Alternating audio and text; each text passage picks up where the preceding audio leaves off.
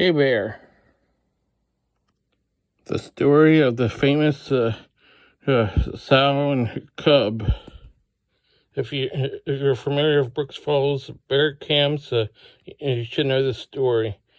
273 and 809 Velcro, where the wild and domestic collide, will find 273 and 809. There, well, at least used to find them on the steps, sometimes a bridge. Don't know how could anyone stay mad at such faces. Bear 273 and her cub 809 must have stuck together as mother and cub, hanging around the lower river while fishing and getting into mischief.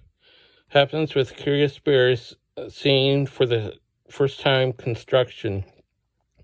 How can bears 273, 8, and 809 know about building not seeing Bob Vila?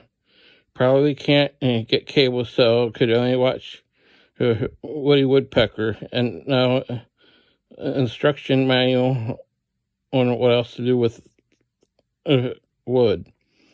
How adorable can bears like 273 and 809 be playing with curiosity, depending on mankind doing their responsibilities and preservations, making sure faces like theirs stay safe living in their habitats.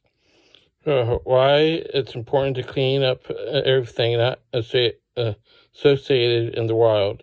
Not everything that mankind does is edible to bears for their survival. Bears are smart enough to put two and two together unless they know not to.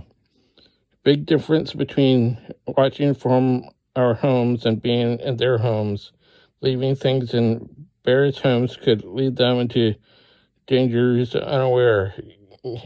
Getting bears hazed is no fun for bears or humans, only when necessary.